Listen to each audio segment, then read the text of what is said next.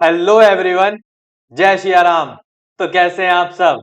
I hope आप सब बढ़िया होंगे और मस्त होंगे। ठीक है।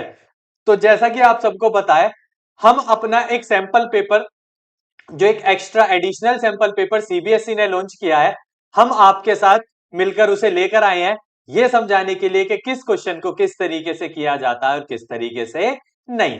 तो हमने सैंपल पेपर की शुरुआत कर दी थी और हम सेक्शन ए कवर कर चुके हैं। अब हम पहुंच गए हैं किस पर? सेक्शन बी पर। तो चलिए एक बार देख लेते हैं आखिरकार सेक्शन बी में किस किस तरीके के क्वेश्चंस पूछे जाते हैं और क्या क्या उन क्वेश्चंस में आपको करना है। तो चलिए एक बार डिस्कस कर लेते हैं।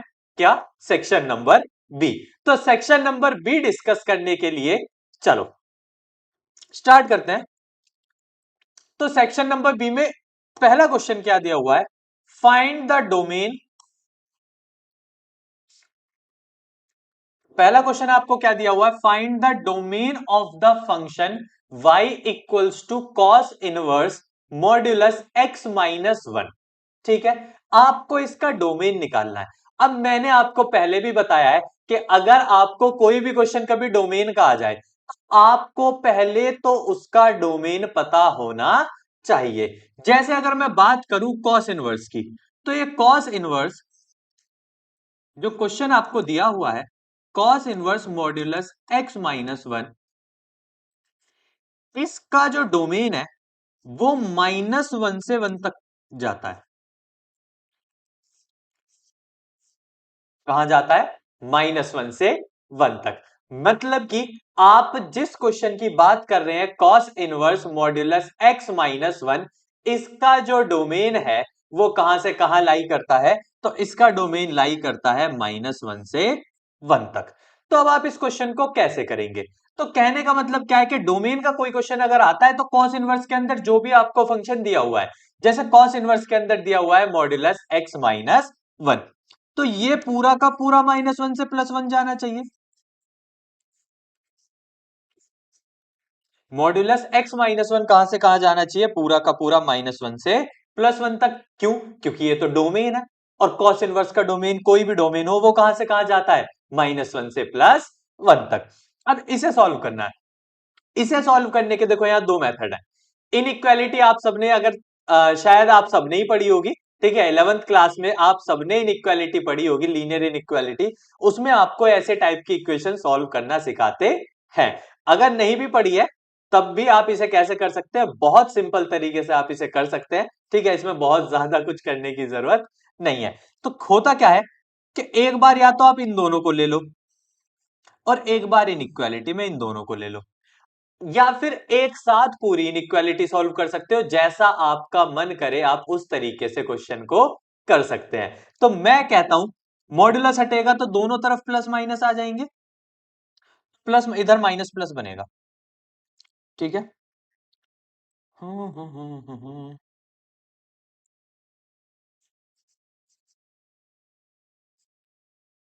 चलो ये हटा दो। ठीक है, ये कुछ नहीं है। यहां पे बनेगा माइनस प्लस वन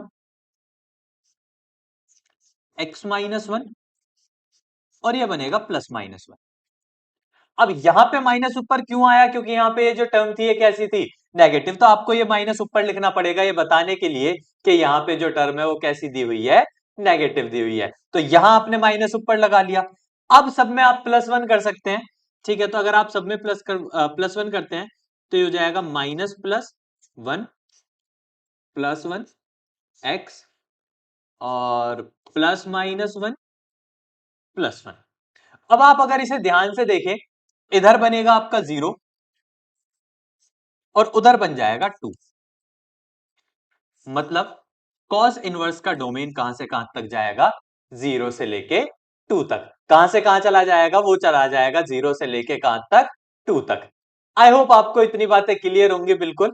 ठीक है, यहां पे ये वाली बातें कंप्लीट है कि आपका कॉस इनवर्स का जो क्वेश्चन है डोमेन निकालने का, वो आप कैसे करेंगे? आप जो भी डोमेन कॉस इनवर्स के अंदर दिया हुआ है, आप उसे रख लेंगे कहां से? माइनस वन से कहां तक? प्लस वन तक। और उसकी इनइक्वालिटी सॉल्व कर लेंगे। वहां से किसकी वैल्यू निकालेंगे? एक्स की। तो वहां से जो भी एक्स की वैल्यू आ जाएगी वही आपका क्या कहलाएगा? डोमेन। वही आपका क्या कहलाएगा? डोमेन। तो मेरे हिसाब से आपको इतनी बातें क्लियर होंगी कि किस तरीके से आप डोमेन निकाल सकते हैं। अब ये बात अगर क्लियर है तो चलो आगे चलते हैं। अब इसी के और में आपको एक और पार्ट दे रखा है, कह रहा है draw the graph of following function. इस फंक्शन का आपसे ग्राफ मांगा है, इस फंक्शन का आपसे क्या मांगा है, ग्राफ। अब मैं इस फंक्शन के अगर ग्राफ की बात करूं तो सपोज ये आपका ऐसे दिया हुआ है, ठीक है, मैंने कार्टेशियन प्लेन ले लिया, ये एक्स एक्सिस है और ये वाई एक्सिस है, और मैंने मान लिया यहां पे पाई है और यहां पे माइनस पाई, यहां पे पाई है और यहां पे क्या है, माइनस पाई। अब जो आपका ग्राफ बनवा रहा है वो किसका बनवा रहा है, साइन इनवर्स एक्स का। किसका ग्राफ ड्रॉ करा रहा है आपसे, साइन इनवर्स एक्स का। अब आप सबने अगर इनवर्स ट्रिग्नोमेट्री में ध्यान से पढ़ा हो तो साइन इनवर्स का जो ग्राफ है वो जीरो से स्टार्ट होता है। कहां से स्टार्ट होता है, जीरो से। तो जब आपका साइन इनवर्स का ग्राफ जीरो से स्टार्ट होगा तो ये कैसे जाएगा, जीरो से स्टार्ट होने के बाद कैसे जाता है, तो भैया ये वेव की फॉर्म में जाता है। किस फॉर्म में जाता है, वेव की फॉर्म में, ऐसे, और ऐसे ही नीचे को भी जाता है। तो ये आपका ग्राफ हो जाएगा साइन इनवर्स का। ये किस चीज का ग्राफ हो जाएगा आपका, साइन इनवर्स का। इस तरीके से ही तो जाता है वेव्स की फॉर्म में। अब उसके लिए एक कुछ चीजें और आप मार्क कर सकते हो, ठीक है, एडिशनल चीजें। हाँ, क्या क्या मार्क कर सकते हो, एक आप यहां मार्क कर सकते हो कि पैरेलल हो जाता है कब, वन पर, और ये इधर पैरेलल हो जाता है कब, माइनस वन पर। ठीक है, ये चीजें आप मार्क कर सकते हो कि कब पैरेलल हो जाते हैं, तो ये पैरेलल हो जाते हैं माइनस वन से किस पर, प्लस वन पर। ठीक है, माइनस वन से किस पर पैरेलल हो जाते हैं, प्लस वन पर। तो आई होप आपको ये क्लियर रहा होगा, इस तरीके से साइन इनवर्स का ग्राफ बनता है। तो ये आपका और वाला क्वेश्चन है, ठीक है। तो और वाले क्वेश्चन को आप इस तरीके से करेंगे। अब क्वेश्चन नंबर 22, क्वेश्चन नंबर 22 क्या कह रहा है, find the sum and its transpose. अच्छा, फाइंड नहीं कह रहा, the sum and its transpose, उसका और उसके ट्रांसपोज का सम अगर ये है। अब कोई मैट्रिक्स है जिसका और उसके ट्रांसपोज का सम ये दिया हुआ है, तो मैंने मान लिया लेट ए मैट्रिक्स बी, मैंने ए कोई मैट्रिक्स मान ली एक्स वाई जेड डब्ल्यू। मैंने अपनी तरफ से कोई एक मैट्रिक्स मान ली, क्या मान ली, एक्स वाई जेड डब्ल्यू। अब मैंने अगर अपनी तरफ से मैट्रिक्स मान ली तो क्वेश्चन कह रहा है उस मैट्रिक्स का और उसके ट्रांसपोज का सम। मतलब जो मैंने ए मानी है और जो उसका ट्रांसपोज होगा उनका सम टोटल कितना बनेगा, 6 - 1 - 1 4, ये बनेगा। अब कह रहा है find one such matrix for which this holds true. ऐसी एक मैट्रिक्स निकाल के बताओ। तो चलो निकाल के देख लेते हैं क्या निकलती है या नहीं निकलती है भी पता करते हैं। अब मैट्रिक्स ए तो मुझे पता है, एक्स वाई जेड डब्ल्यू। अगर मैं इसका ट्रांसपोज करूंगा तो रो कॉलम हो जाएगी और सेकंड रो सेकंड कॉलम हो जाएगा, 6 - 1 - 1 4।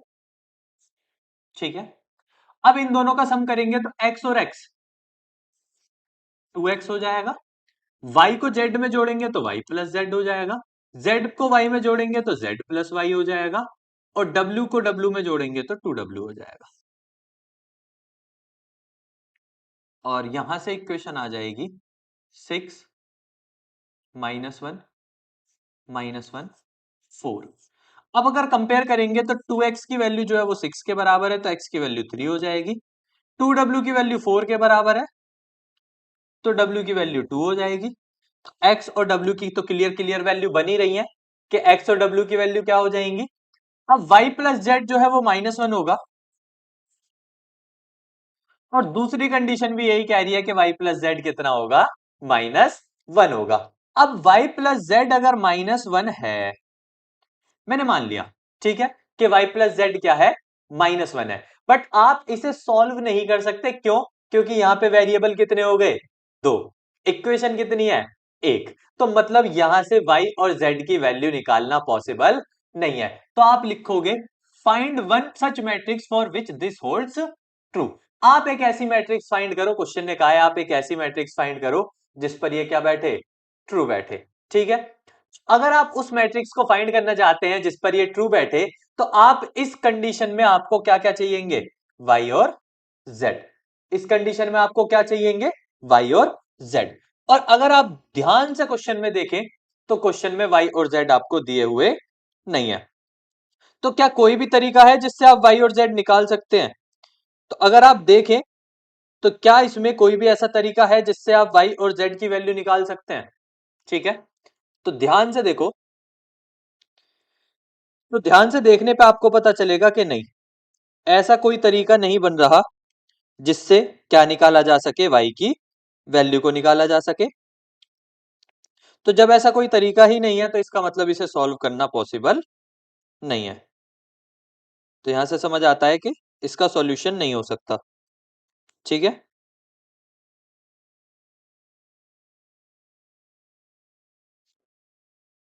और किसी का कोई डाउट?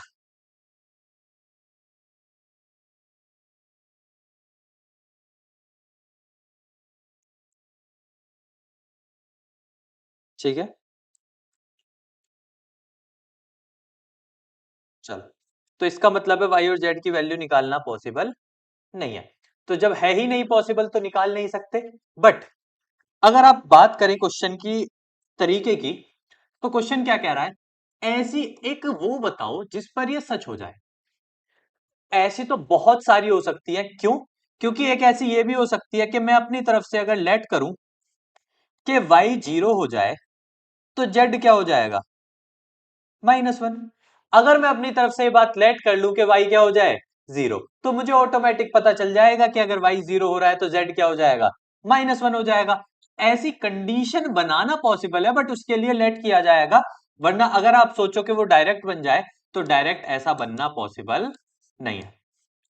तो ये इसके लिए ट्रू हो सकता है, क्यों? क्योंकि यहां पे आप लेट करके पता कर सकते हो कि ये कंडीशन किसके लिए ट्रू है। अब जिस कंडीशन पे ये दोनों ट्रू होंगे वो सारी कंडीशन इसको फॉलो करेंगी।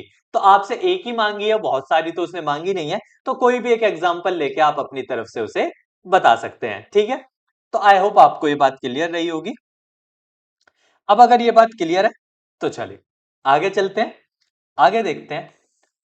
अब बात करें क्वेश्चन नंबर 23। तो क्वेश्चन नंबर 23 को अगर आप ध्यान से पढ़ें तो कह रहा है x की वैल्यू cot t है और y स्क्वायर की value cos sec square t। अब ये पैरामेट्रिक फॉर्म है, ये डिफरेंशिएशन की कैसी फॉर्म दी है आपको, पैरामेट्रिक, जिसमें हम x का डिफरेंशिएशन t के रेस्पेक्ट में अलग करते हैं और y का डिफरेंशिएशन t के रेस्पेक्ट में अलग करते हैं। ठीक है, अब यहां क्या हो जाएगा, cot t का होता है माइनस कोसेक स्क्वायर t, और कोसेक स्क्वायर टी में 2 बाहर आ जाएगा, कोसेक स्क्वायर, नहीं 2 बाहर आके एक पावर कम हो जाएगी ना, कोसेक 1, कोसेक की पावर 1t, और फिर कोसेक टी का होगा minus cosec t cot t. ठीक है, तो ये डिफरेंशिएशन हो जाएंगे, x का अलग कर लिया, y का अलग। अब dy बाई डी एक्स बनाने के लिए y वाली वैल्यू को किससे डिवाइड कर दिया, x वाली से, 2 cosec t into minus cosec t into cot t, और इसको डिवाइड कर दिया x वाले से, और x वाली वैल्यू क्या दी हुई है, x वाली है माइनस के कोसेक स्क्वायर टी। तो माइनस से माइनस कैंसिल हो जाएगा, दो कोसेक से दोनों कोसेक कैंसिल हो जाएंगे, तो ये बचेगा 2 कॉट टी। क्या बचेगा, 2 कॉट टी। अब ये पहले पार्ट का आंसर है। ये सॉल्यूशन आपने कौन से पार्ट का करा है, पहले पार्ट। दूसरे पार्ट में आपसे क्या कह रहा है, कह रहा है इसी का डबल डिफरेंशिएशन बताओ। तो अगर बात करूं इसी dy बाई डी एक्स की, तो क्वेश्चन में कॉट एक्स को क्या दिया हुआ, कॉट टी बच रहा है, सॉरी सही कर लेना है, कॉट टी है। क्वेश्चन में कॉट टी को क्या दिया हुआ है, एक्स। तो मतलब मैं कह सकता हूं कि dy बाई डी एक्स की जो वैल्यू है वो 2x है। अब मैं इसका डबल डिफरेंशिएशन कर सकता हूं, d square y upon d x square, तो 2x का 1 हो जाएगा, तो डबल डिफरेंशिएशन क्या हो जाएगा, 2 हो जाएगा। ये इसका सेकंड पार्ट है, ये इसका क्या है, सेकंड पार्ट। तो सेकंड पार्ट में अगर आपसे डबल डिफरेंशिएशन मांगा है तो उसके लिए पहले आपको cot t को क्या रखना पड़ेगा, x रखना पड़ेगा, तब आप उसका डबल डिफरेंशिएशन करेंगे और डबल डिफरेंशिएशन करके आपको क्या मिलेगा, 2 मिलेगा। क्या मिलेगा आपको आंसर, 2 मिलेगा। ठीक है, तो ये आपका क्वेश्चन नंबर 23 हो गया सेक्शन बी का। चलो, सेक्शन बी का क्वेश्चन नंबर 23 हो गया। आगे चलते हैं, पढ़ते हैं क्वेश्चन नंबर 24 को।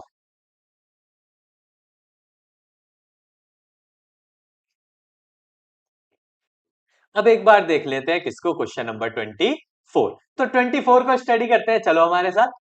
आइए, इकबाल, अ data analyst in a social media platform is tracking the number of active users on the site between 5 and 6। ठीक है, एक डाटा एनालिस्ट है, वो सोशल मीडिया प्लेटफॉर्म चला रहा है, उस पे देख रहा है कि लोग कितना एक्टिव रहते हैं 5 से 6 के बीच किसी एक पर्टिकुलर डे में। यानी किसी दिन ऐसा ही उसका मन करा कि आओ भाई, चलो आज खोजबीन करते हैं, थोड़ी सी है, छानते हैं कि लोग 5 से 6 के बीच क्या सोशल मीडिया कैसे चला रहे हैं, क्या चला रहे हैं। ठीक है, उसका उसने एक फंक्शन बनाया। क्या बनाया उसका, एक फंक्शन। फिर कह रहा है कह रहा है फाइंड हाउ फास्ट ये है काम की चीज, इंक्रीजिंग और डिक्रीजिंग।